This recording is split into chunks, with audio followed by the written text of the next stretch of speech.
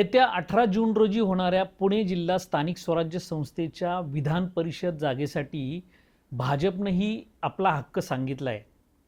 वास्तविक भाजपचं गुरगुरणं म्हणजे थोडक्यात ताबा मारून तर बघू अशा टाईपचं आहे.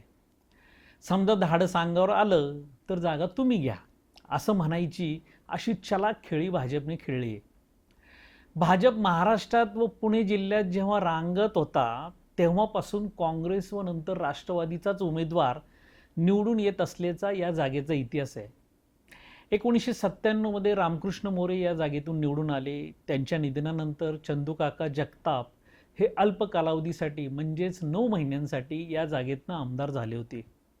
सद्यस्थितीत जिल्ह्यातील एकूण 867 मतदारांपैकी एकट्या राष्ट्रवादी काँग्रेसचे जिल्ह्यात 371 तर भाजपचे 327 मतदार आहेत.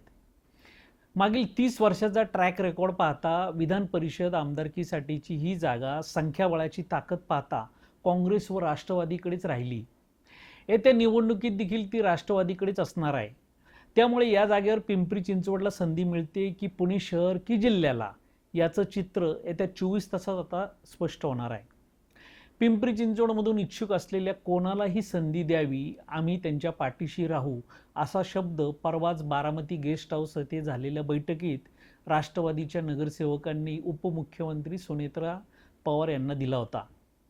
पिंपरी चिंचवडमधून माजी आमदार विलास लांडे तसेच अजित गव्हाणे, योगेश बहल, भाऊसाहेब भोईर, नाना काटे, संदीप वाघेरे हे उमेदवारी मिळावी यासाठी प्रचंड इच्छुक आहेत.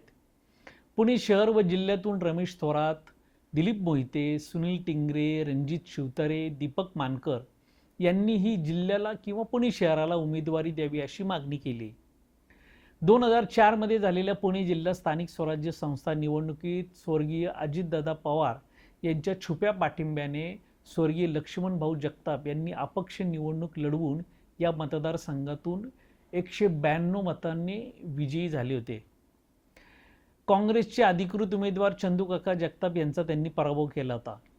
तेव्हा म्हणजेच नोव्हेंबर 2004 मध्ये झालेल्या या आमदारकीसाठीच्या निवडणुकीत स्वर्गीय लक्ष्मणभाऊ जगताप यांनी साम दाम दंडभेद या सर्व अस्त्रांचा उपयोग करून आमदारकी खेचून आणल्याची तेव्हा कार्यकर्त्यांमध्ये चर्चा होती. भाजप शिवसेना युतीचे उमेदवार स्वर्गीय अंकुशराव लांडगे यांचा तेव्हा पराभव होणं मतदारांची संख्या पाहता अपेक्षितच होतं. मात्र जेवढी मते अंकुशराव लांडगे यांना पडायला हवी होती तेवढी ही मते तेव्हा पडली नव्हती. भाजपच्या पिंपरीतील व पुण्यातील काही नगरसेवकांनी आपली मतं लक्ष्मण भाऊंना दिल्याचं त्यावेळेस स्पष्ट झालं होतं आणि राजकीय वर्तुळातही बोललं जात होतं. आता समजा पिंपरी चिंचवडला या जागेसाठी आमदारकीची संधी मिळालीच तर शहराला 6वे आमदार मिळतील. शहरातील उमा खापरे, अमित गोरखे हे विधान परिषदेवर कोणाला चहा देखील न पाचता निवडून आले होते.